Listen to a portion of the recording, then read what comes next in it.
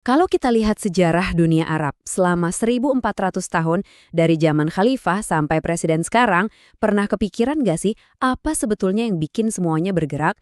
Di balik semua itu, ternyata ada sebuah pola tersembunyi, sebuah kunci yang bakal kita bongkar bareng-bareng hari ini untuk memahami dinamika kekuasaan yang membentuk dunia. Yuk kita coba bedah lebih dalam. Kan kita tahu ya, sejarah itu isinya perang, dinasti silih berganti, revolusi. Tapi, jangan-jangan di balik itu semua ada semacam mesin tak terlihat yang terus jalan, sebuah pola yang sama yang ngejelasin kenapa satu kelompok bisa naik, terus jatuh, digantiin lagi sama yang lain. Nah, jawabannya ternyata mungkin udah ada dari abad ke-14. Ada seorang sejarawan jenius namanya Ibn Khaldun. Dia ini ngasih kita semacam kunci utama buat mecahin teka-teki ini. Dan teorinya itu, wah tajam banget. Sampai sekarang pun masih relevan. Jadi, kunci dari teori Ibnu Khaldun ini ada di satu kata, asabiyah. Ini bukan sekedar loyalitas biasa ya. Coba bayangin, asabiyah itu kayak lem super sosial. Semangat kebersamaan yang benar-benar ngikat satu kelompok jadi solid banget, sampai-sampai mereka bisa naklukin dunia. Nah, inilah energi kolektif yang jadi bahan bakar mereka buat ngerebut dan nahan kekuasaan. Oke, jadi menurut Ibn Khaldun, asabiyah ini ngejalanin semacam siklus sejarah yang ya gitu terus. Gini polanya, semua berawal dari pinggiran. Ada kelompok yang asabiyahnya kuat banget, tangguh. Mereka nyatu, naklukin kota, terus bikin dinasti. Tapi setelah beberapa generasi hidup enak di kota, hidup mewah, semangat juangnya luntur. Asabiyahnya terkikis. Nah, di saat itulah muncul lagi kelompok baru dari pinggiran, yang lebih lapar, lagi solid, buat nantang dan gulingin mereka. Dan gitu lagi, rodanya muter lagi. Tapi tunggu dulu, kalau siklusnya gitu-gitu aja, gimana dong peradaban besar bisa bertahan ratusan tahun? Nah, disinilah ada resep rahasianya.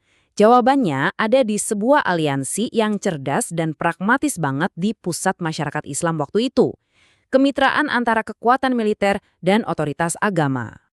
Gini cara kerjanya, simple aja. Di satu sisi, ada penguasa dengan tentara-tentaranya.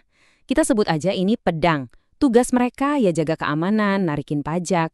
Terus di sisi lain, ada para ulama, para cendekiawan agama. Ini kitabnya. Mereka yang pegang hukum, pendidikan, dan yang paling penting nih, mereka yang ngasih stempel sah atau legitimasi moral. Jadi, penguasa butuh ulama biar rakyatnya nurut. Sebaliknya, ulama butuh perlindungan penguasa. Nah, hubungan saling butuh inilah yang jadi fondasi stabilitas selama berabad-abad. Kutipan ini pas banget buat ngegambarin situasinya. Para ulama itu dianggap sebagai pewaris otoritas moral setelah zaman Nabi berakhir. Kekuatan mereka tuh bukan di pedang, tapi di status mereka sebagai penafsir kehendak Tuhan. Nah, inilah yang bikin mereka jadi mitra yang nggak bisa nggak ada buat penguasa manapun yang mau pemerintahannya dianggap sah oleh rakyat. Oke, jadi tatanan pedang dan kitab ini jalan stabil banget, ratusan tahun lamanya, tapi semua berubah di abad ke-19. Ada kekuatan dari luar, kekuatan baru yang nggak bisa dibendung, datang dan ngerusak keseimbangan yang udah ada. Yah, era dominasi Eropa tiba. Dan perubahannya itu cepet banget. Cuma dalam hitungan dekade, tiba-tiba ada kapal uap yang nyambungin pelabuhan lokal ke Eropa. Pendatang asing banjir ke wilayah kayak Aljazair, terus ada proyek raksasa kayak terusan Suez yang ngubah peta politik dunia selamanya. Puncaknya, intervensi militer langsung. Contohnya, invasi Inggris ke Mesir yang benar-benar nyudahin kedaulatan lokal dan nanemin kontrol Eropa di sana. Dan skala gangguannya itu gede banget. Coba bayangin, 800%. Ini bukan cuma soal perdagangan naik, ini tuh tsunami ekonomi. Produk-produk pabrikan Eropa ngebanjirin pasar, bikin industri lokal yang udah ada ratusan tahun jadi lumpuh. Saking dalamnya, sampai ada cerita seorang badui di tengah gurun Suriah itu pakai kemeja katun buatan Lancashire, Inggris. Kebayangkan sejauh apa penetrasi ekonominya? Dampaknya kena ke semua aspek kehidupan. Ekonomi lokal yang tadinya mandiri, sekarang dipaksa buat nanam kapas doang buat diekspor ke pabrik-pabrik Eropa. Pengadilan syariah yang tadinya jadi pusat hukum diganti sama pengadilan sekuler ala Eropa.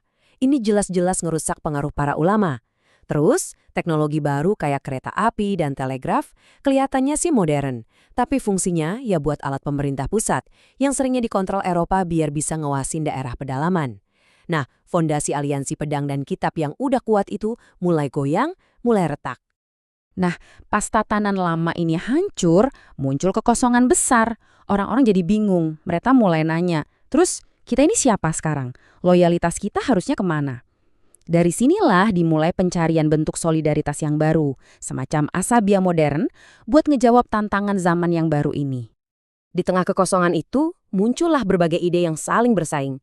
Ada yang bilang, ayo pertahankan kekaisaran Ottoman, itu Ottomanisme. Ada juga yang mau mereformasi Islam biar modern, itu modernisme Islam. Tapi ada satu ide baru yang paling kuat dan akhirnya ngubah segalanya. Nasionalisme Arab.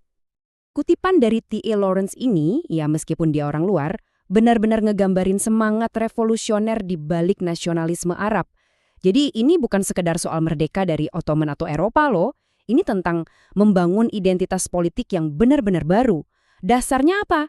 Bahasa dan budaya yang sama, bukan lagi dinasti atau agama doang.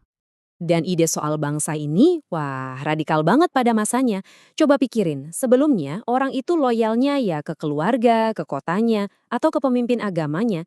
Tiba-tiba nasionalisme datang dan minta loyalitas yang baru, yang lebih gede, lebih abstrak, loyalitas kepada negara bangsa. Nah ini pergeseran yang fundamental banget, yang akhirnya ngegambar ulang peta, nyulut konflik, tapi juga ngebentuk persatuan baru di Timur Tengah modern. Oke, sekarang yuk kita tarik semua benang merah sejarah ini ke zaman sekarang. Kalian mungkin bakal kaget ngelihat gimana siklus asabiyah, pencarian legitimasi dan ketegangan antara penguasa sama rakyat, itu semua masih relevan banget sampai detik ini. Masih ingat Arab Spring tahun 2011? Waktu jutaan orang turun ke jalan, mereka itu sebenarnya lagi nerjemahin pertanyaan yang sama persis kayak yang dianalisis Ibnu Khaldun 700 tahun lalu. Atas dasar apa kalian berhak merintah kami? Nah, peristiwa itu tuh versi modern dari siklus Ibnu Khaldun. Rezim-rezim yang kelihatannya kuat banget, gak bisa digoyangin, ternyata rapuh. Kenapa? Karena mereka udah kehilangan asabiyah mereka, udah putus ikatan solidaritas dan legitimasinya sama rakyat sendiri. Nah, ini ngebawa kita ke pertanyaan penutup yang menarik banget. Kalau asabiyah itu adalah lem sosial yang ngasih kekuatan ke sebuah kelompok, kira-kira wujudnya di zaman digital sekarang ini apa ya? Apakah itu tagger yang viral di media sosial, gerakan aktivis online, atau jangan-jangan sesuatu yang benar-benar baru yang belum pernah kita lihat?